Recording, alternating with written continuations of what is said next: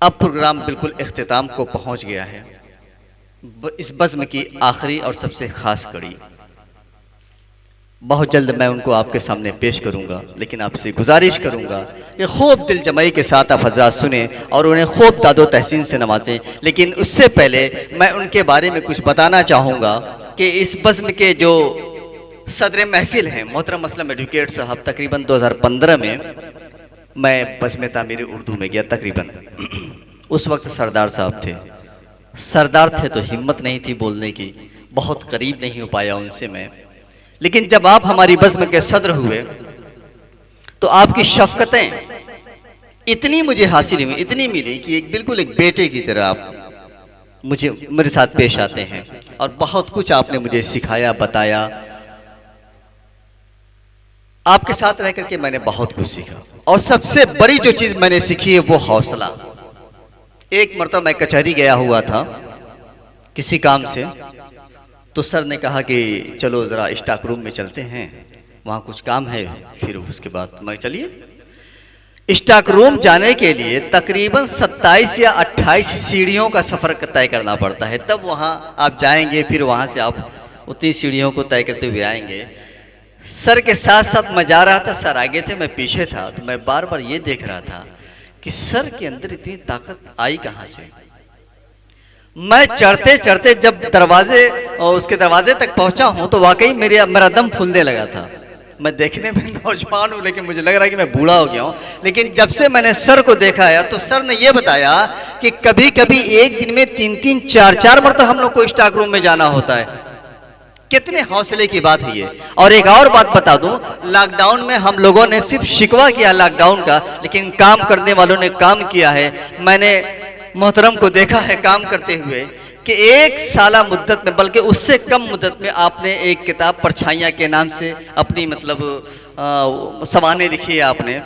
इतनी दिल जमाई के साथ आप लिखते थे कि उतनी देर तक तो हम लोग कभी बैठ ही नहीं सकते हैं, कभी नहीं बैठ सकते हम लोग। और आपने 6-7 महीने की मुद्दत में इतनी मेयारी और इतनी अच्छी किताब लिखी है परछाइयाँ अपनी सवानें, और मैंने उसको थोड़ा थोड़ा पढ़ा भी है। क्या तहरीर है आपकी। लोग इब्ने सफ़ी के बारे में कहते हैं, नावल निगार है वो, कि उसकी नावल को पढ़ो तो सिलसिला टूटता नहीं है, दिल यही चाहता है कि पूरी नावल ख़त्म कर दो उसके बाद ही जाकर के सो। लेकिन मैं आपको यकीन दिला दूं, जिस दिन आपके हाथों में उस्ताद मोहतरम की किताब झलकियाँ आएंगी और जब आप वो तहरीर पढ़ेंगे तो बिल्कुल आपको यही एहसास होगा कि आज ही इस किताब को ख़त्म कर दें, क्योंकि इतनी बेहतरीन तहरीर, इतना बेहतरीन उसलूब, कहीं सिलसिला टूट नहीं रहा और चाशनी की बहुत सी चीज़ें उसमें हैं।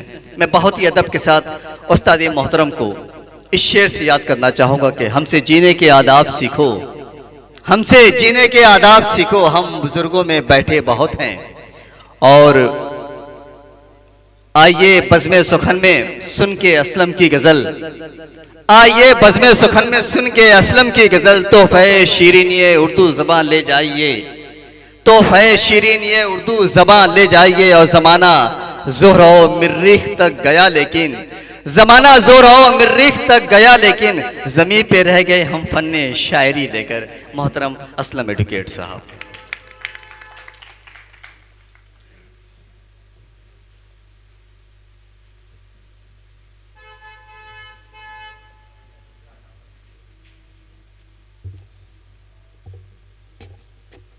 अस्सलाम वालेकुम।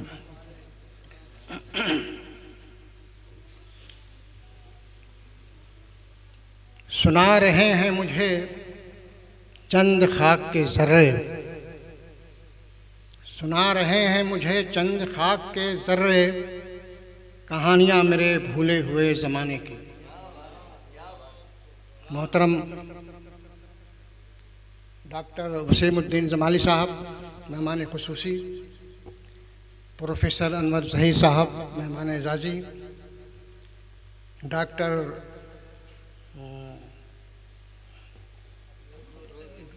अनवर ज़हीर साहब,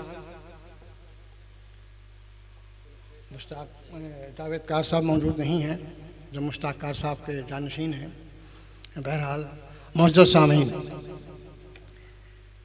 आज जिस शख्सियत की याद में ये प्रोग्राम मुनक़िद किया गया है उनसे मेरे बड़े गहरे मरासिम थे। 14 साल में उनका किराएदार रहा, 14 साल में उनका किराएदार रहा, मगर उन्होंने कभी मेरे साथ लैंडलॉर्ड और टेनेंट का सलूक नहीं बरता। वो हमेशा यही कहते रहे कि वकील साहब आप मेरे किराएदार नहीं हैं, आप मेरे दोस्त हैं, और दोस्ती का सलूक रवा रखा। आज जो हमारे बीच नहीं हैं, उनका हुस्न सलूक मेरे दिलो दिमाग में रचा बसा है।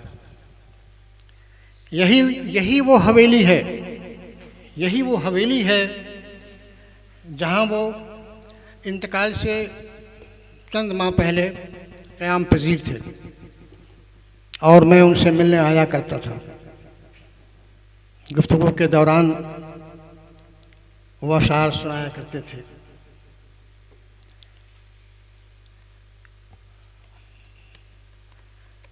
उनकी ज़ंबील में बड़े म्यारी अशार हुआ करते थे। वो अजीब बागो बहार इंसान थे।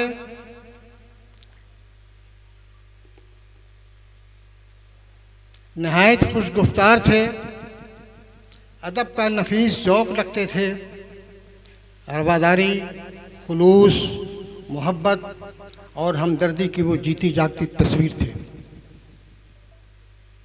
हमेशा अज़्म और हौसले की बातें किया करते थे। उस ज़माने में मैं एक फाइनेंसिंग कंपनी का लीगल एडवाइज़र था जो अचानक फ्लॉप हो गया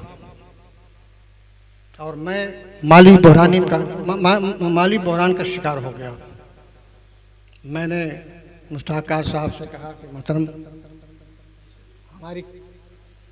हमारी कंपनी फ्लॉप हो गई है और कुछ माली दुश्वारियाँ आ गई हैं, तो किराए की अदायगी में कुछ ताख़ीर हो सकती है। उन्होंने कहा कि घबराने की कोई बात नहीं है वकील साहब, मैं जानता हूँ कंपनी आपकी फ्लॉप हुई है और नॉर्मल होने में कुछ ताख़ीर होगी। फिर उन्होंने एक शेर पढ़ा, टकराई है तूफ़ान से साहिल से लड़ी है, टकराई है तूफ़ान से साहिल से लड़ी है, कश्ती के संभलने में ज़रा देर तो हो। बज़ाहिर ये एक मामूली सा शेर है, लेकिन मेरे दिल पे इसका कुछ असर ऐसा हुआ, मुझे एक बड़ी तक़वियत हासिल हुई शेर से, एक हौसला मिला। और जब वो यहाँ से मुंतकिल हुए इस हवेली से, इंतकाल से कुछ दिनों पहले अपने पुराने मकान कासिमपुरा में, तो इंतकाल से कोई 3-4 दिन पहले मैं उनसे मिलने गया।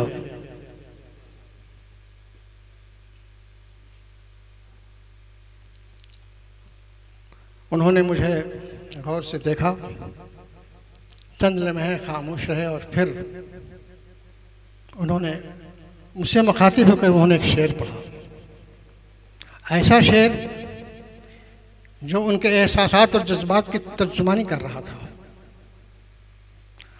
वो उस शेर से ज़ाहिर हो रहा था कि वो ज़िंदगी की जंग में खुद को थका हारा मुसाफिर की तरह महसूस कर रहे हैं।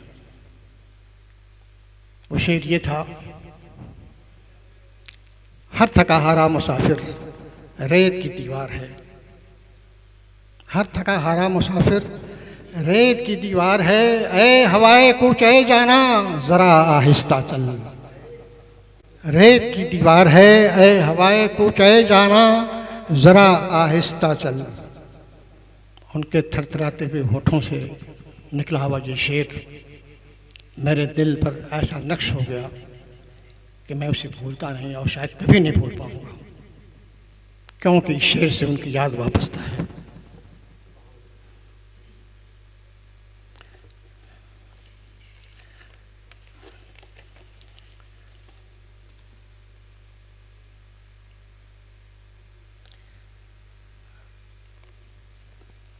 जब उन्होंने दाई अजल को लब्बैक कहा तो कहने वालों ने कहा था, मैं उनके जनाजे में शरीक था और मेरे इर्द गिर्द उनके याराने सुबहगाही भी मौजूद थे। सुबह के वक्त तो चौक पर 6 बजे सुबह को चाय पिया करते थे। लोगों ने कहा कि इनके साथ शेर सुखन की एक तारीख और ज़र्री अहद ने आंखें मूंद ली। मरहूम में बहुत सी खूबियाँ थीं, मगर सबसे बड़ी खूबी ये थी कि वो हमेशा मुस्कुराते रहते थे, हमेशा मुस्कुराते रहते थे हर हाल में। मैं क्या कहूँ और कैसे कहूँ कि उनके होठों पर मचलती हुई मुस्कुराहटें ज़मीन पर गिरी और मिट्टी में समा गई, और फिर एक गिराबार सुकूत छा गया। आज इस प्रकार महफिल में मैं उनको अपने दिल की गहराइयों से खराज अकीदत पेश करता हूँ, और उनके साने इर्तिहाल पे हर हसास दिल ने यही महसूस किया होगा, ले गया कोई मताए राज हस्ती लूट कर, ले गया कोई मताए राज हस्ती लूट कर, वसते कल्बो नज़र रोई है क्या क्या फूट कर। शुक्रिया, बहुत बहुत शुक्रिया। आज इस वक्त ये गज़ल की महफिल है, गज़ल का माहौल है, तो चंद गज़ल के अशार मुझसे भी समाअत फरमाएं। गज़ल के अशार हैं, कुछ मुतफर्रिक अशार हैं। न कोई खौफ है न इंतशार आँखों में, न कोई खौफ है न इंतशार आँखों में, खिले हैं फूल सरे रह गुजार आँखों में। अजीब बात है कब का बदल गया मौसम, अजीब बात है कब का बदल गया मौसम, रुकी हुई है अभी तक बहार। अजीब बात है कब का बदल गया मौसम, रुकी हुई है अभी तक बहार आँखों में। तमाम हो गया अब सिलसिला मसाफत का,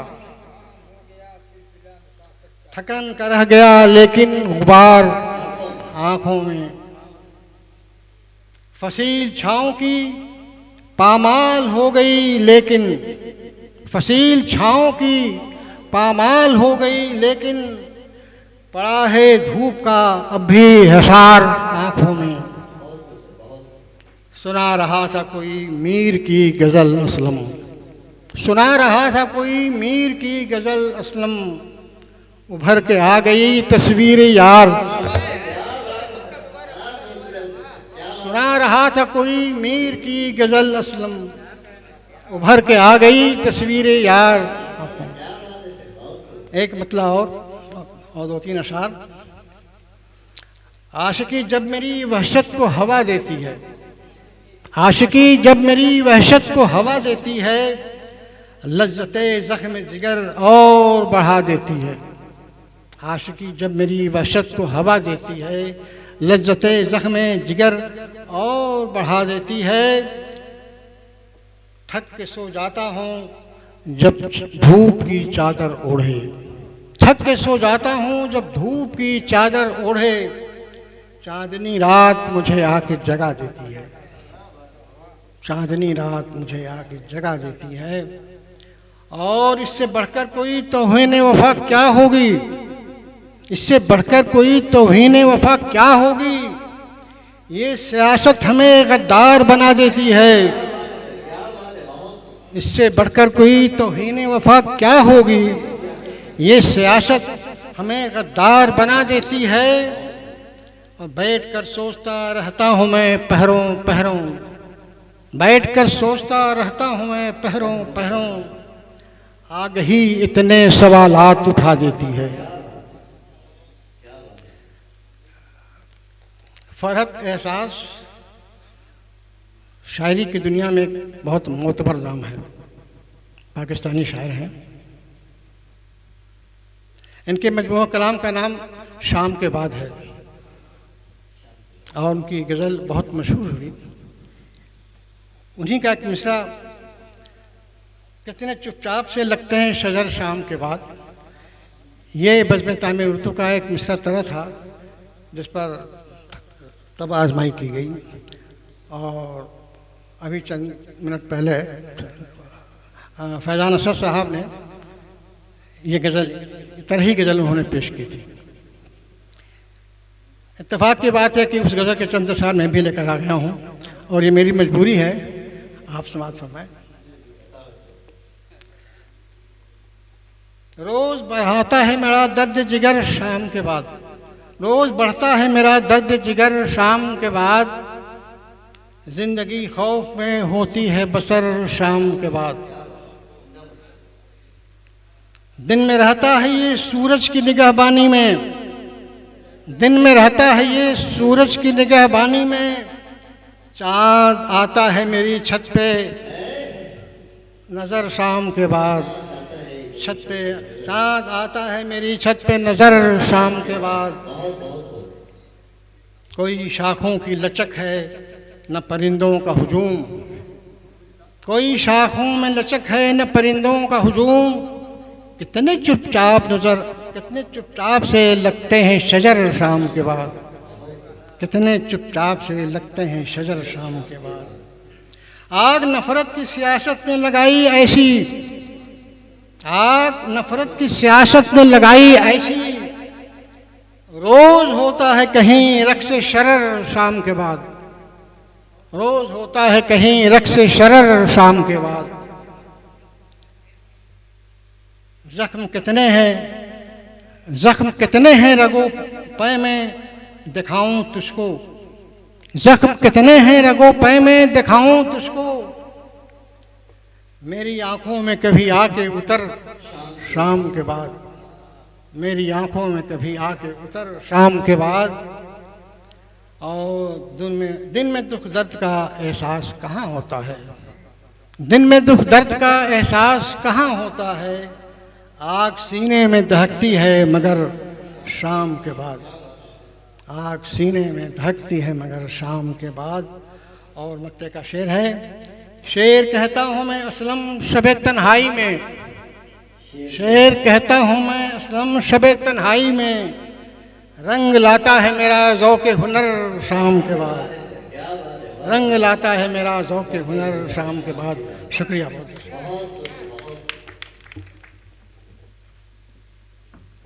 बहुत शुक्रिया सर, आपने मोहतरम हाजी मुश्ताक अहमद कार के नाम से जो बातें बताई, बड़ी म्यारी बातें थीं वो।